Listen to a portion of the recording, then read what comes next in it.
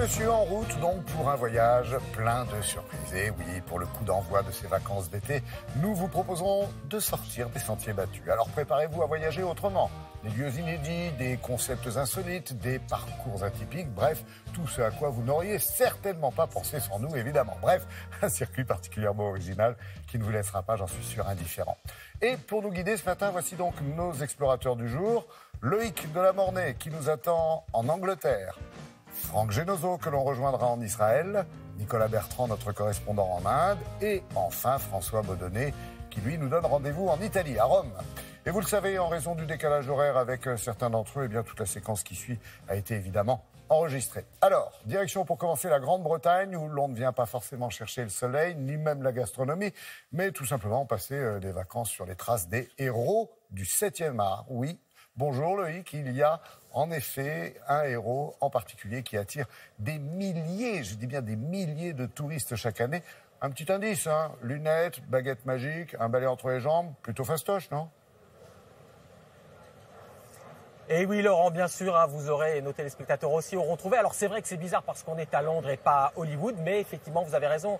Chaque année, désormais, il y a des centaines de milliers de touristes qui viennent sur la trace des héros du cinéma et notamment de celui-là, Harry Potter, bien sûr. Vous l'avez tous deviné. Alors pourquoi ? Eh bien, tout simplement parce que le jeune Harry Potter, évidemment, il est britannique, mais ça vient surtout du fait qu'il y a un petit peu plus de 20 ans, quand J.K. Rowling, la créatrice d'Harry Potter, a accepté de voir ses livres adaptés au cinéma, elle a mis une condition, que tous les films de la saga soient tournés ici au Royaume-Uni, que la post-production se fasse ici au Royaume-Uni, que les acteurs soient britanniques, bref, que tout soit 100% britannique. Et donc, c'est la raison pour laquelle tout est ici, sur les traces de Harry Potter, et cela attire évidemment de très nombreux touristes qui viennent passer ces vacances différentes sur les traces du jeune sorcier. Regardez ce reportage réalisé par Élise Derbonnet et Laura Calmus. Avec sa longue barbe et ses cheveux bouclés, il ressemble à s'y méprendre à Hagrid, le garde champêtre d'Harry Potter. Ce guide passionné par l'univers du jeune sorcier emmène chaque jour les touristes sur les lieux de tournage de la saga. Ce matin, le groupe fait un arrêt dans un lieu d'apparence banale, mais que les fans d'Harry Potter connaissent bien. Cet escalator est présent dans le 5e film, lorsque Harry se rend au ministère de la magie après s'être fait attaquer par 2 détraqueurs, ces monstres encapuchonnés et maléfiques. Et comme le jeune sorcier, ils vont apprendre à jeter un sort en présence de moldus, des personnes dépourvues de pouvoirs magiques. Bien joué tout le monde! Des bords de la Tamise au marché couvert de Borough Market, Harry Potter ne fait qu'un avec la capitale britannique, et ce jusque dans des allées un peu sombres où les touristes traditionnels n'ont jamais mis les pieds. Les fans reconnaîtront sans peine l'allée des embrumes dans les films, située juste à côté d'une autre allée beaucoup plus animée et colorée, le chemin de traverse. Tout le monde adore Harry Potter. Dans mon tour, j'ai déjà eu une personne qui a lu tous les livres 57 fois, mais qui n'a vu aucun des films. Elle voulait juste voir les lieux qui ont inspiré les livres. J'ai aussi des gens qui n'ont jamais lu aucun des livres, mais qui adorent les films. Eux viennent pour les lieux de tournage. J.K. Rowling voulait qu'ils soient tous en Grande-Bretagne, et la plupart sont ici à Londres. Et c'est dans la banlieue de Londres, justement, que la magie de l'univers Harry Potter est regroupée dans un lieu bien réel. Voici le réfectoire mythique où ont été tournés les films.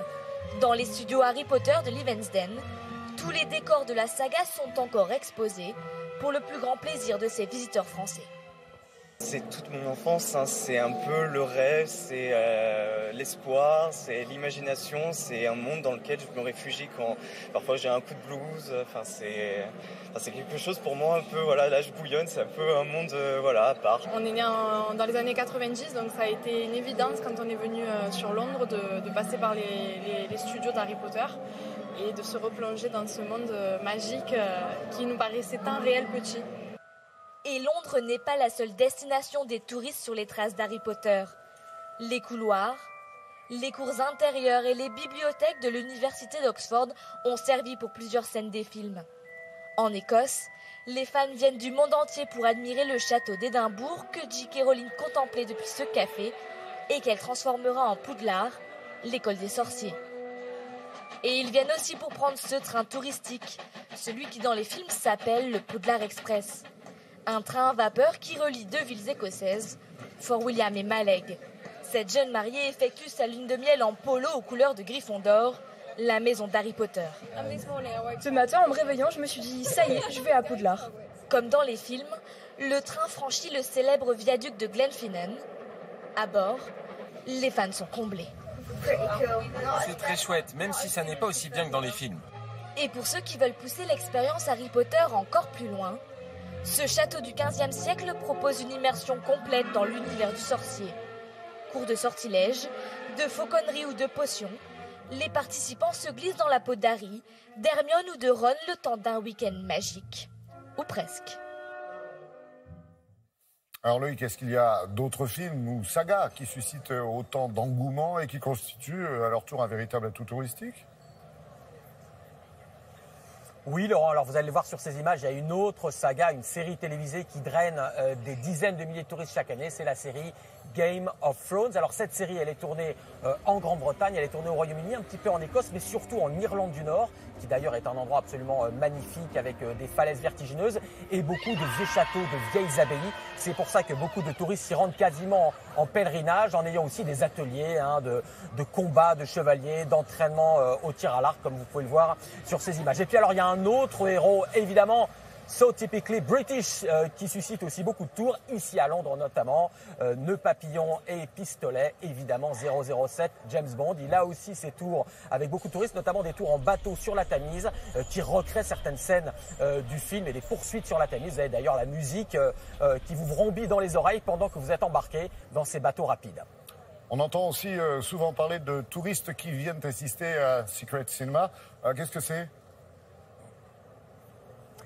Alors, Secret Cinema, eh c'est du cinéma secret, comme son nom l'indique. Et effectivement, beaucoup de touristes, notamment beaucoup de Français, viennent même de France pour ces week-ends un petit peu particuliers. Alors, c'est une séance de cinéma immersive, c'est-à-dire que c'est une séance de cinéma, vous allez voir le film, mais en même temps, des acteurs répartis dans la foule et tout un décor autour de la scène vous font vivre le film de manière réaliste, comme si vous étiez plongé dedans. Alors, il y a eu plusieurs séries d'été absolument mythiques. Il y a eu Retour vers le futur, vous le voyez là aussi sur ces images, où tout le film était recréé avec une ville des années 50 intégralement recréée. Il y a eu bien évidemment un petit film de rien du tout qui s'appelle Star Wars il y a quelques années, et tout à nouveau a été recréé et les spectateurs sont plongés au milieu d'un décor complètement fantastique. Et puis je vous le donne en première, eh bien cet été il y aura là encore un Secret Cinéma dans un lieu toujours secret, on le sait qu'au dernier moment, et cette fois-ci ce sera Roméo et Juliette. Voilà, vous êtes prévenus. Voilà, nous sommes prévenus et je préviens aussi les fidèles téléspectateurs de Télématin que puisque Loïc, vous êtes en train de faire vos valises pour quitter notre bureau de Londres, eh bien, je voulais vous dire de la part de toute l'équipe de Télématin, un grand merci pour tous ces jolis reportages Made in England. Nous aurons bien sûr l'occasion de vous retrouver prochainement, mais à Washington cette fois. À très vite donc pour de nouvelles aventures. Bravo et encore merci. Le voyage continue en Israël où la vie en communauté fait quelques adeptes chaque été. Bienvenue au Kibbutz. Au programme, traite des vaches, travail de la terre, communion avec la nature, bref, un vrai retour aux sources. Bonjour Franck, plutôt insolite quand même comme lieu de villégiature. Et on peut dire qu'il date pas d'hier non plus. Oui, bonjour Laurent, et on peut dire surtout qu'il faut une vraie dose de courage, de motivation et même d'abnégation pour passer toutes ces vacances à se lever à l'aube pour cultiver dans les champs des fruits et des légumes. Mais c'est vrai que le modèle israélien des kibbutz fascine depuis longtemps et bien au-delà des frontières de l'État hébreu. Les kibbutz, ce sont ces villages communautaires. Le principe est simple, c'est celui du collectivisme en matière de propriété. Cela veut dire que toutes les maisons, tous les véhicules, tous les biens du kibbutz appartiennent à l'ensemble de ses membres et qu'ils se les partagent donc à part égale. Même chose pour les revenus du travail au kibbutz qui là aussi sont partagés à part égale entre tous les habitants qui y résident. Chaque année, des centaines de volontaires internationaux se pressent en Israël pour découvrir ce modèle. Certains le font par goût de l'utopie, par idéologie politique, et puis d'autres le font tout simplement par goût de l'aventure. Une aventure hors du commun que vous font découvrir ce matin dans ce reportage Maxime Pérez et Mathias Somme. L'été en Israël, il y a les touristes attirés par les plages et le soleil, et ceux à l'affût d'expériences plus atypiques dans un kibbutz. Ces villages agricoles ont façonné l'histoire d'Israël.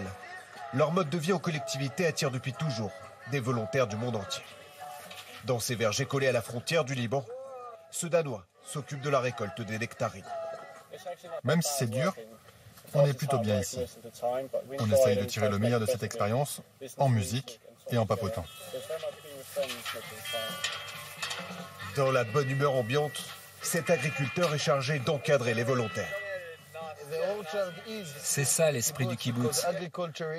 Travailler la terre, faire pousser des agrumes et les cueillir. Parmi les volontaires, il y a Taniel, arrivé d'Afrique du Sud pour une année sabbatique, imposée par son université.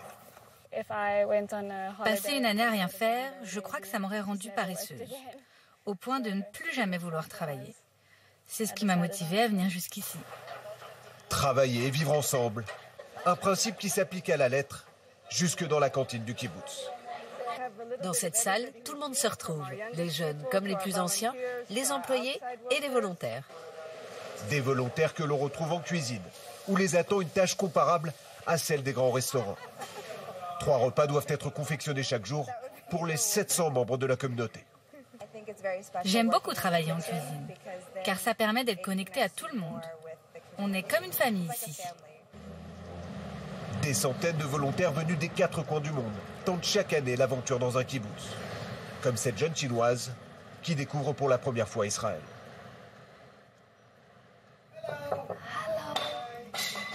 Première étape, s'inscrire dans ces bureaux destinés aux volontaires étrangers et choisir une destination. Il y a un endroit qui vous plairait ? Je veux avant tout m'y sentir en sécurité. Et pour cause, nombre de ces villages se trouvent à la frontière de pays souvent hostiles à Israël. De nombreux volontaires ont cette crainte de se retrouver près d'endroits comme Gaza ou la Cisjordanie. Israël, c'est un tout petit pays. On n'est jamais bien loin de rien. Finalement, la jeune femme opte pour un kibbutz dans la région verdoyante de Gilboa, à 1h30 de route de Tel Aviv. Voilà mon chez-moi pour les prochaines semaines. Une maisonnette qu'elle partage avec plusieurs colocataires. Salut, comment se passe la journée? Ça roule. Ça, c'est ma chambre. Je la partage avec une Américaine qui n'est pas là aujourd'hui. La journée, c'est à la laverie du kibbutz que la jeune femme a été affectée. Pas tout à fait les vacances de rêve, et pourtant. J'aime la vie ici. Chacun peut faire les choses à son rythme. À 15h, on s'arrête de travailler, ce qui nous laisse du temps pour faire d'autres choses. Car la vie au kibbutz offre aussi ses moments de détente. Le temps d'un après-midi, Taniel, la Sud-Africaine et ses camarades abandonnent les champs du kibbutz pour une petite excursion dans les environs. Elle est accompagnée par son nouveau petit ami, un Israélien rencontré au village. On est tous les jours au kibbutz, mais on s'organise aussi pour sortir. On s'amuse et on se fait des amis. Quelques heures de répit avant de reprendre à l'aube la récolte des fruits. De la sueur et un peu de plaisir, tout le charme de vacances au kibbutz. Franck, beaucoup moins de volontaires que par le passé. Est-ce que ça veut dire que le modèle est en perte de vitesse, tout simplement ? Oui, très clairement, Laurent, les kibbutz séduisent de moins en moins. Vous l'avez dit, il y a moins de volontaires internationaux qu'il y a quelques décennies. Et le poids de ces kibbutz au sein de la société israélienne est lui aussi en recul. On estime qu'il y a actuellement 125 000 personnes qui vivent dans des kibbutz en Israël. Cela représente environ seulement 2% de la population israélienne. Alors, certaines communautés, certains kibbutz protègent jalousement leur modèle, mais d'autres essayent de s'ouvrir à davantage de privatisation. Par exemple, des kibbutz qui accueillent désormais des entreprises, des usines, des industries pour se constituer des compléments de revenus. Certains kibbutz autorisent aussi, et c'est nouveau, leurs habitants à aller travailler à l'extérieur pour là aussi pouvoir gagner un peu plus d'argent. On s'éloigne donc progressivement de l'utopie et du modèle communautaire et certains kibbutz désormais ferment même leurs portes et se transforment en simples villages. Merci beaucoup Franck, passez une belle journée et à bientôt évidemment. Allez, il est temps de faire une petite pause numérique avec Olivia Chaleur pour dénicher les vacances insolites. Vous savez, Le web, et vous n'allez pas me dire le contraire, est un très bon allié, non? Oui. Pour commencer, combien de personnes prévoient de partir cet été déjà? 69% des Français prévoient de partir. Le chiffre est en hausse et c'est même un record. Et un Français sur 3 ira à l'étranger. Voilà pour l'état des lieux. Alors si les locations classiques fonctionnent très bien, les campings, autres hôtels, clubs, on trouve de plus en plus d'articles, de sites pour prendre des vacances autrement. La tendance est au tourisme plus proche des autres et de la nature. Premier exemple, les vacances au ralenti. On va tout faire avec des moyens de locomotion lents, donc à pied, en vélo, à la rame, pourquoi pas à dos d'âne. Voilà, l'idée c'est de prendre le temps de découvrir dans ce monde qui va souvent un peu trop vite. Il y a aussi les vacances à la rencontre des autres, parce que l'échange avec des inconnus libère, étonne et réveille une partie de soi souvent mise en veilleuse. On trouve aussi les vacances bien dans son corps. On va prendre le temps de se réconcilier avec soi, avec cette bonne vieille détox qui est très à la mode. Dans le même jour, il y a les séjours centrés sur l'essentiel, avec temps de silence et reconnexion avec ses émotions. Alors si on veut faire plus simple et opter pour les tendances que nous offre Internet avec des considérations plus matérielles. On a les vacances collaboratives, on va tout partager, les transports, la maison, la piscine. Autre gros succès du moment, le woofing. On va être logé gratuitement, voilà. Plus le couvert, il va falloir en échange faire des travaux à la ferme. Ouais. Mais c'est bien, du coup ça permet de rencontrer des gens. Oui. Ouais. Et on en revient encore au retour à la nature. Et puis si vous êtes sportif avec des mollets en béton, connaissez-vous la piste cyclable Scandibérique qui relie l'Espagne à la Norvège? Des centaines d'heures de route à la découverte de la France, la Belgique, l'Allemagne, le Danemark, la Suède et enfin la Norvège. On la connaît moins, celle-ci. Et voilà, ça peut être aussi l'occasion de découvrir l'Europe autrement. Très en vogue aussi, plus connu, mais l'échange de maisons qui marche très bien. Vous vous souvenez de ce film Holidays avec Cameron Diaz et Kate Winslet? Bon, on n'a pas toujours Jude Law comme voisin, mais bon, on peut toujours y croire. Vous avez déniché quelques nouveautés surprenantes? Oui, et notamment l'île réservée aux femmes qui vient d'accueillir ses premières hôtes, exactement. C'est une entrepreneuse américaine qui a fait un havre de paix pour la gente féminine au large de l'Infaland. Alors certains crient au sexisme, mais le concept ravit les intéressés, visiblement usés par une année difficile avec leurs homologues masculins. Ce n'est pas nous qui jugerons, voilà, on en reparlera d'ailleurs bientôt dans Télématin. Et puis pour revenir à des concepts plus accessibles à tous, la grande tendance c'est de ne pas oublier notre chère planète et donc de recycler. Tout le monde recycle en vacances maintenant. Il y a plein d'initiatives, il y a des sites internet, des applications qui nous y encouragent. C'est aussi une façon de sensibiliser les plus jeunes à ce qui sera sûrement un de leurs plus gros défis. Il y en a même qui en ont fait un concept. Il y a des croisières pour pêcher le plastique à Amsterdam, par exemple. Bien, oui, avec des balades en bateau sur le canal afin de ramasser du plastique, et si vous en ramassez beaucoup, vous avez même des réducs. Oui, sauf qu'on ne voit pas bien la ville quand on est penché pour ramasser le plastique. Non, mais vous faites une bonne action. Vous pouvez faire un peu des deux. C'est l'essentiel. Merci beaucoup, Olivia. Allez, notre escapade se poursuit en Inde, cette fois-ci avec un périple 100% féminin, on en parlait. Bah oui, pour se libérer du poids et du regard des hommes, certaines femmes indiennes ont choisi de voyager exclusivement entre elles. Bonjour, Nicolas. Alors, c'est quoi le principe de ces vacances interdites à la gente masculine? Bonjour Laurent, eh bien oui, elles ont décidé de partir en vacances sans les hommes, sans mari, sans enfants et même sans aucun guide masculin, uniquement entre femmes. Et pourquoi? Eh bien parce qu'elles n'en peuvent plus de cette société ici en Inde, entièrement dominée par les hommes. Elles ont envie de se faire plaisir, elles ont envie de s'émanciper. Alors bien sûr, nous aussi, nous avons envoyé des femmes pour filmer ces vacances autrement. Regardez ce reportage, il est signé Sonia Kolavitsa et commenté par Lou Kiziela. Elles ont choisi ces étendues de sable au milieu des montagnes pour leurs vacances. Et au lieu de leur mari, des chameaux comme compagnons de voyage. On ne peut pas s'amuser avec des maris. C'est pour ça qu'on voyage avec un groupe de femmes. On se sent libéré et on peut faire ce qu'on veut. Oh mon Dieu! Vous avez vu? Il a réagi, il est d'accord. La plupart de ces voyageuses travaillent dans la finance, les assurances ou la médecine. À des centaines de kilomètres de chez elles, elles découvrent un autre mode de vie. Celui des Ladakis, les habitants des montagnes. C'est Julie! Julie!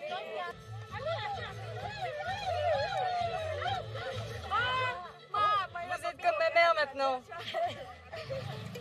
Certaines sont venues sans connaître personne, d'autres avec une amie ou une sœur. 10 jours d'évasion dans un pays où il est encore mal vu qu'une femme voyage sans accompagnateur masculin. Leur seul guide ici, c'est Tanya Gupta. Non? Bon, la majorité dit non. De nos jours, les femmes sont plus indépendantes, plus fortes qu'avant. Elles sont prêtes à explorer le monde. Alors, on les aide juste un petit peu à faire ce qu'elles veulent, où elles veulent. À la tombée de la nuit, c'est le moment qu'elles préfèrent.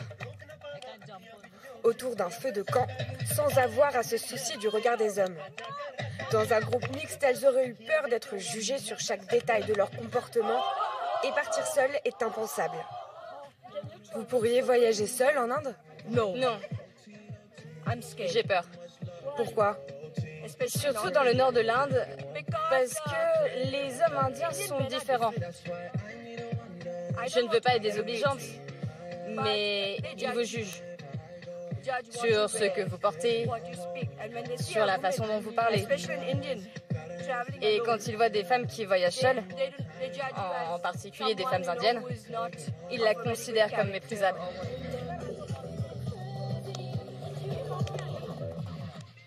Meilleurs amis depuis l'université, Sunita Patra et Yogita Rawat s'étaient perdus de vue après leur mariage.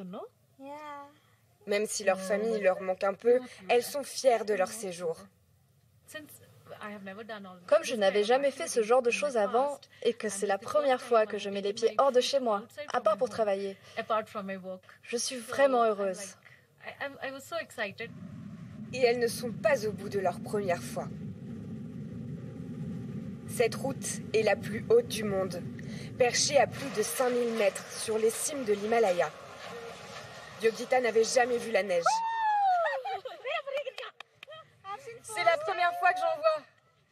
C'est génial comme sensation.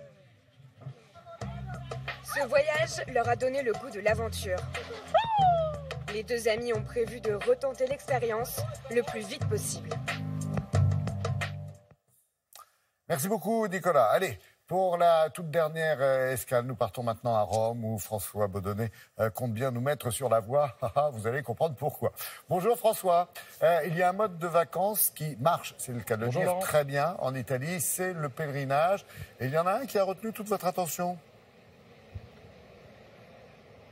Absolument, c'est un pèlerinage très ancien, c'est un pèlerinage dont les premières traces écrites remontent à 990, c'est-à-dire il y a plus de 1000 ans. En fait, c'était l'archevêque de Canterbury qui était venu donc de Canterbury dans le sud-est de l'Angleterre jusqu'ici à Rome, ici au Vatican que vous apercevez derrière moi, pour recevoir des mains du pape le pallium. Le pallium, vous savez, c'est cet ornement que l'on porte justement quand l'on est archevêque. Et quand il est remonté, eh bien il est remonté, alors on montait pas en avion ou en train à l'époque, il a noté toutes les villes de ce voyage qui est devenu ensuite un pèlerinage et on estime, Laurent, qu'il y avait des dizaines, peut-être des centaines de milliers de personnes qui descendaient toute l'Europe, qui traversaient toute la France et toute l'Italie pour venir ici à Rome sur le tombeau de Saint-Pierre et certains continuaient ensuite jusqu'en Terre Sainte. Et donc cette voie empruntée connaît ou a connu un véritable renouveau. Absolument, donc ça s'appelle la Via Francigena. La Via Francigena, ça veut dire en fait finalement la voie des Français, ou la voie des Francs. Et elle connaît effectivement un véritable renouveau. Il y a eu un moment où elle avait été un petit peu oubliée, mais sur le modèle du chemin de Saint-Jacques de Compostelle, elle est en train de renaître depuis les années 90. On estime à peu près qu'il y a 40 000 personnes ici chaque année dans la partie italienne qui empruntent la Via Francigena, qui passent dans des endroits absolument magnifiques, particulièrement en Toscane. Regardez le reportage que nous avons réalisé avec Laura Tositi, Manuel Chiarello et Jules Longchamp. Randonneurs ou pèlerins, ils sont de plus en plus nombreux à passer leurs vacances sur la Via Francigena. Au Moyen-Âge, cette route de pèlerinage reliait Canterbury à Rome. Loin des foules, ce chemin millénaire offre calme et la beauté des paysages. Giovanni, Mauro et Marco, trois amis retraités, ont partagé plus de 1000 kilomètres ensemble. Je profite d'une vie différente après avoir passé des années enfermé dans un bureau. Je me retrouve éloigné du quotidien. Je suis à l'air libre. C'est vraiment une découverte de soi-même. Une occasion de traverser l'Italie à pied, mais aussi de découvrir le patrimoine du pays. Un moment de silence et de recueillement. La Via Francigena est la route qui mène au tombeau de Saint-Pierre à Rome. C'est l'un des 3 grands pèlerinages chrétiens. En 2014, 35 000 pèlerins ont parcouru ce chemin historique. André est l'un d'entre eux. Parti de Tunisie il y a 2 mois, pour ce retraité français, ce voyage est aussi spirituel qu'humaniste. Je marche 6 à 8 heures par jour, ce qui représente entre 25 et 35 km. Je vais boucler à peu près à 2400 km. En combien de temps du coup? Ce qui fait 4 mois, parce que j'ai 70 ans, je marche plus comme avant. Un retour aux choses simples. Au détour de la voie, voici San Gimignano, le village des tours médiévales. Ici, ces touristes suisses passeront la nuit dans une auberge pour pèlerins. Un coup de tampon pour valider leur étape dans leur carnet de pèlerinage. Et après un plat de pâtes bien mérité, il faudra se coucher tôt pour reprendre la route dès l'aube. Dans la chambre qu'elle partage avec 6 autres personnes, Colette nous raconte ce qu'elle préfère de ses vacances. Ce qu'on retient, c'est la façon dont on a été reçu. Si les gens ont été ouverts, si les gens ont été spontanés, si les gens nous ont offert un verre d'eau, nous ont fait asseoir. L'accueil, c'est le secret de la Via Francigena depuis plus de 1200 ans. Cette route qui avait sombré dans l'oubli, mais qui connaît enfin un nouveau souffle. J'imagine, François, qu'il y a aussi des implications économiques, non ? Absolument, parce que tout au long de la Via Francigena, en tout cas à côté italien, eh bien, les restaurateurs, les hôteliers ont compris tout l'intérêt de ça. Donc ils sont en train d'ouvrir des restaurants, des hôtels. Lors du reportage, quelqu'un nous disait que son chiffre d'affaires avait augmenté de 40%. Donc vous voyez, c'est effectivement important. Mais je dirais quand même, si vous descendez le long de la Via Francigena, ce qui va vous frapper, c'est quand même la tranquillité. On est loin des foules de Saint-Jacques-de-Compostelle, par exemple. Et j'ai envie de dire, c'est maintenant qu'il faut le faire, ce pèlerinage, parce que peut-être que dans quelques années, il sera très fréquenté. Merci beaucoup, François. Et puis, il faut le signaler quand même, c'est votre dernier reportage italien pour C'est un monde, notre belle rubrique. Merci de nous avoir fait découvrir ce pays sous toutes les coutures. Et puis, bon retour à la maison, j'allais dire. À très bientôt, François. Allez, il est temps de plier bagages. Notre voyage touche en effet à sa fin. Merci à nos 4 correspondants pour cet avant-goût de vacances, pas vraiment comme les autres. Merci à vous de nous avoir suivis pour ce dernier numéro de la saison. Croyez-moi, on vous réserve pas mal de belles surprises dès la rentrée. Télématin, c'est fini pour aujourd'hui, mais rendez-vous dès lundi, dès 6h30. Je vous souhaite un très très bon week-end et d'excellentes vacances si vous avez la chance de partir.